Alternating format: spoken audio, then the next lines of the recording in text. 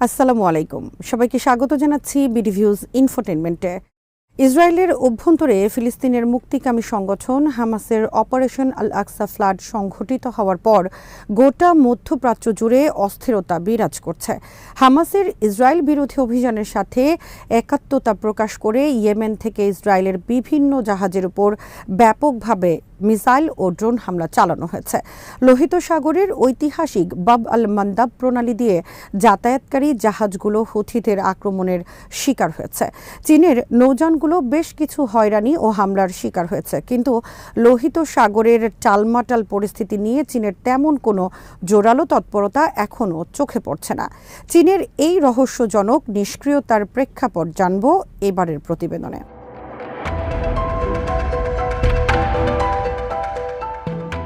Houthi যোদ্ধাদের প্রাথমিক target ছিল ইসরায়েলি জাহাজ এবং ইসরায়েলের মিত্র দেশগুলোর নৌযানের উপর হামলা পরিচালনা করা। কিন্তু যত জাহাজ লোহিত সাগর দিয়ে যাতায়াত করছে সবগুলো শনাক্ত করা অনেক সময় তাদের পক্ষে সম্ভব হয় না। হুথিদের কাছে এমন কোনো ডিভাইসও নেই যা দিয়ে তারা খুব তাৎক্ষণিকভাবে কিংবা যথাযথভাবে জাহাজগুলো কোন দেশের তা শনাক্ত করতে পারবে। ফলে বাব আল মান্দাব প্রণালী দিয়ে যেসব নৌযানি যাচ্ছে সবগুলো নির্বিচারে হুথিদের আক্রমণের শিকার হয়েছে। এমনকি রাশিয়া বা চীনকে হুথিরা লোহিত সাগর দিয়ে চলাচলের গ্রিন সিগন্যাল দিলেও রাশিয়ার বা চীনের একাধিক তেল বহনকারী জাহাজও হুথি হামলার মুখে পড়েছে।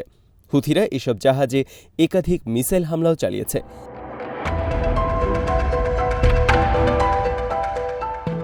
বৈশ্বিক সামুদ্রিক বাণিজ্যের 1/3 এবং ট্রান্স ইউরেশিয়ান বাণিজ্যের 40% নৌযানগুলোতে যাতায়াত করে লোহিত সাগরে এই বাব আল মান্দাব প্রণালী দিয়ে। এই প্রণালীটি একই সাথে চীনের মেরিটাইম সিল্ক রোডের সাথেও গুরুত্বপূর্ণ একটি সংযোগস্থল। বাব আল মান্দাব প্রণালী দিয়ে যাতায়াত করতে না পারার কারণে বাধ্য হয়ে পশ্চিমা অনেক দেশের নৌযান অনেকটা পথ ঘুরে আফ্রিকার কেপ অফ গুড হোপের পাশ দিয়ে ঘুরে আসতে বাধ্য হয়েছে। লোহিত সাগর দিয়ে যাতায়াত করতে না পারার কারণে শিপিং কস্টও সাম্প্রতিক মাসগুলোতে অনেকটাই বেড়েছে। ফলশ্রুতিতে জাহাজে বহনকারী পণ্য সামগ্রীর দামও বেড়েছে। এমনকি চীনের ক্রমবর্ধমান অর্থনীতিতেও বাড়তি শিপিং কস্টের কারণে চাপের মুখে পড়েছে। এই প্রেক্ষিতে বিশ্ব মোড়লরা আশা করেছিল যে নিজেদের অর্থনৈতিক স্বার্থে হলেও চীন বিশ্ব বাণিজ্য কার্যক্রম ব্যাহত করার হুথিদের এসব পদক্ষেপ থামানোর জন্য প্রয়োজনীয় পদক্ষেপ নেবে। কিন্তু বাস্তবে চীনকে এখনও পর্যন্ত তেমন কোনো ভূমিকায় দেখা যাচ্ছে না। সাম্প্রতিক বছরগুলোতে মধ্যপ্রাচ্য বিষয়ক নানা সংলাপে চীন নিজেকে শান্তিপ্রিয় দেশ হিসেবে উপস্থাপিত করার চেষ্টা করেছে।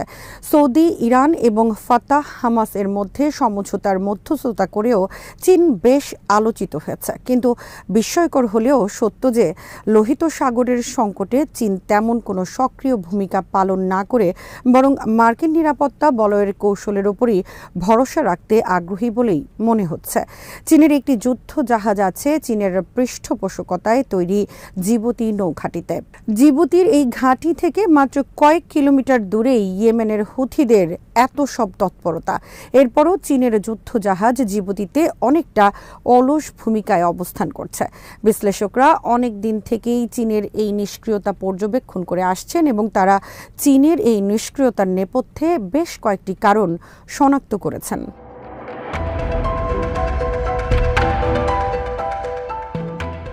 প্রথম যে কারণটি তারা বলেছেন তা হল খুব সম্ভবত আন্তর্জাতিক সম্প্রদায় ইরানের ওপর চীনের প্রভাবকে বাস্তবতার চেয়ে বরং বেশি বলে ধারণা করছে। পশ্চিমা বিশ্লেষকরা ধারণা করেছিলেন যে ইরানের সাথে চীনের ঘনিষ্ঠ অর্থনৈতিক সম্পর্ক বেইজিংকে তেহরানের উপর বাড়তি কোনো সুবিধা দেবে, যা ছিল বড় ধরনের ভুল।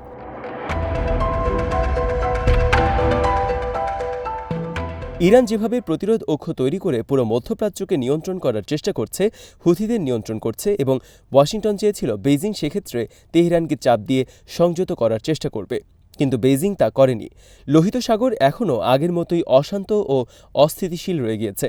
চেষ্টার অভাবে এমনটা হয়েছে তা নয়, তবে চীনা কূটনীতিকরা এরই মধ্যে তেহরানকে সতর্ক করেছেন যদি তেহরান তার বিদ্যমান সংকটের সুরাহা না করে তাহলে তাদেরকে অনেক কঠিনতর পরিণতির দিকে যেতে হবে।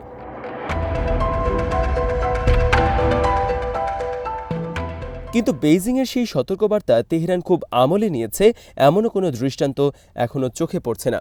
এদিকে বেল্ট অ্যান্ড রোড ইনিশিয়েটিভ এবং চীন ইরানের মধ্যকার দ্বিপাক্ষিক ২৫ বছরের সহযোগিতা চুক্তির আওতায় চীনের $400 বিলিয়ন বিনিয়োগের প্রতিশ্রুতি থাকার পরও চীনের এসব সুপারিশ কোনো কাজে আসেনি।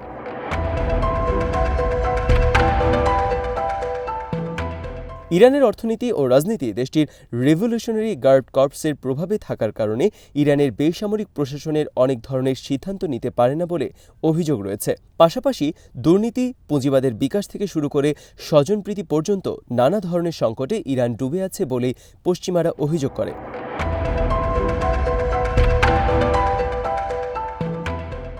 ইরানে প্রচুর হাইড্রোকার্বন সম্পদ রয়েছে যা নিয়ে চীনের বিনিয়োগকারীদের প্রবল আগ্রহ রয়েছে। ইরানের বিদ্যমান প্রতিকূলতা ব্যবসায়ীদের প্রত্যাশা পূরণে সহায়ক নয়।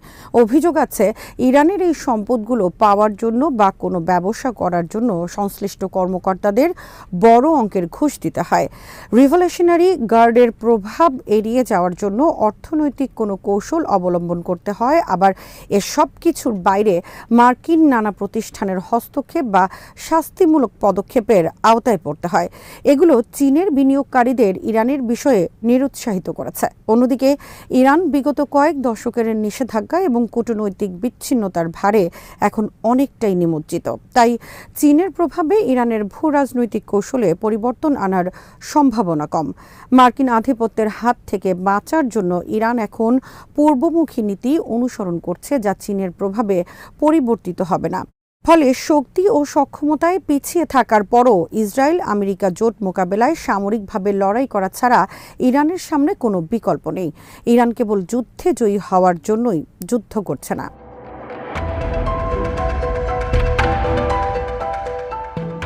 তাই আমেরিকা বা ইসরায়েলের সাথে লড়াই করতে গেলে ইরান বিপর্যস্ত হবে এই ভয় ইরানকে কাবু করে না। বরং এসব যুক্তি দিয়ে যদি বেইজিং ইরানের ওপর চাপ অব্যাহত রাখে তাহলে বেইজিং এর নিরপেক্ষতার দাবিও প্রশ্নবিদ্ধ হবে।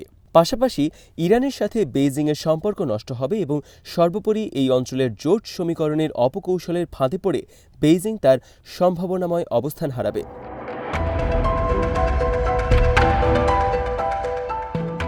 দ্বিতীয়ত, চীন আশা করে যে এই সংকটের জেরে মার্কিন যুক্তরাষ্ট্র পুনরায় মধ্যপ্রাচ্যে সম্পৃক্ত হবে। ফিলিস্তিন ইসরায়েল যুদ্ধ হয়তো দ্বিতীয় ইরাক যুদ্ধ হিসেবে যুক্তরাষ্ট্রের কাছে বিবেচিত হবে। তখন তারা এই ইস্যুতে না জড়িয়ে পারবে না। এমনকি যদি চলমান গাজা সংঘাত থাকার পরও যুক্তরাষ্ট্র মধ্যপ্রাচ্য ইস্যুতে সম্পৃক্ত না হয়, তাহলেও গাজা সংঘাতের সমাধান নিয়ে চীন খুব বেশি তাড়াহুড়ো করতে চায় না।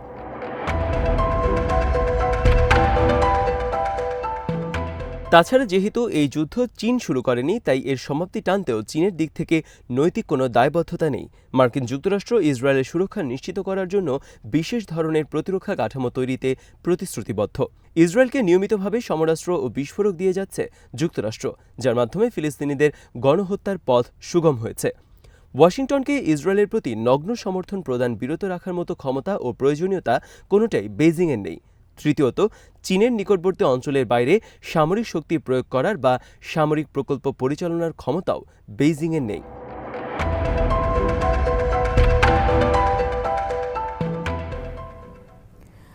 চীন তার নৌবাহিনী উন্নত করার জন্য বিলিয়ন বিলিয়ন ডলার ব্যয় করা সত্ত্বেও এখনও চীনের নৌযান ও নৌ সক্ষমতায় বেশ কিছু দুর্বলতা রয়ে গেছে। এ কারণে চীনের নিকটতম এলাকায় তাইওয়ানের মতো একটি প্রতিকূল দ্বীপরাষ্ট্র থাকলেও চীন সক্রিয় হতে পারছে না। এমনকি দূরবর্তী অঞ্চলে অভিযানমূলক মিশনে জাহাজ প্রেরণেও চীনের কিছুটা দুর্বলতা রয়েছে। তাই নিজেকে শান্তিরক্ষক হিসেবে দাবি করার পরেও চীন নিশ্চিত নয় যে শান্তি প্রতিষ্ঠার জন্য কোনো ক্ষেত্রে তারা যদি সামরিক শক্তি প্রয়োগ করেও তাহলেও এতে শান্তি প্রতিষ্ঠার পরিবর্তে বরং উল্টো নতুন করে কোনো সহিংসতা উস্কে দেওয়া হবে কিনা।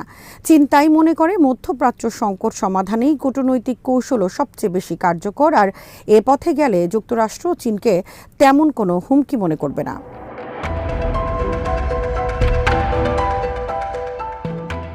সৌদি ইরান সমঝোতার ক্ষেত্রে চীন কৃতিত্ব দাবি করার আগেও পরিস্থিতি ঠিক না হওয়া পর্যন্ত তারা অপেক্ষা করেছিল।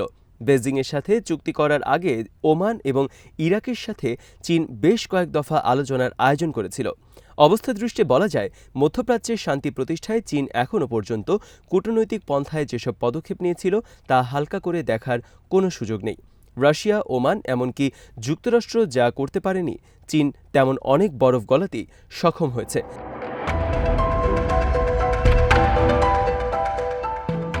তবে চীনের সামনে নানাবিধ চ্যালেঞ্জও রয়েছে। চীন মধ্যপ্রাচ্যে তার গ্রহণযোগ্য অবস্থান নিয়েও কোনো ধরনের ঝুঁকি নিতে চায় না। তাই চীন লোহিত সাগর নিয়ে আলাদা করে কোনো সমাধান করতে আগ্রহ বোধ করছে না, কেননা চীন মনে করে ফিলিস্তিন ও ইসরায়েল যদি গাজায় যুদ্ধবিরতিতে সম্মত হয় তাহলে লোহিত সাগরের সংকটসহ বেশ কিছু সংকটের সমাধান এমনিতেই হয়ে যাবে।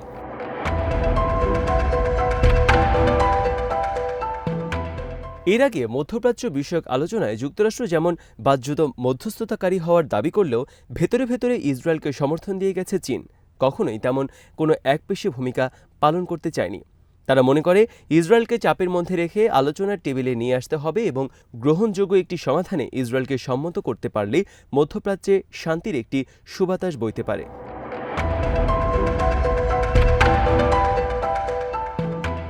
আজ এখানেই শেষ করছি। সমরাস্ত্র, প্রতিরক্ষা ও কূটনীতির নানা তথ্য জানতে চোখ রাখুন বিডিভিউজ ইনফোটেনমেন্টে।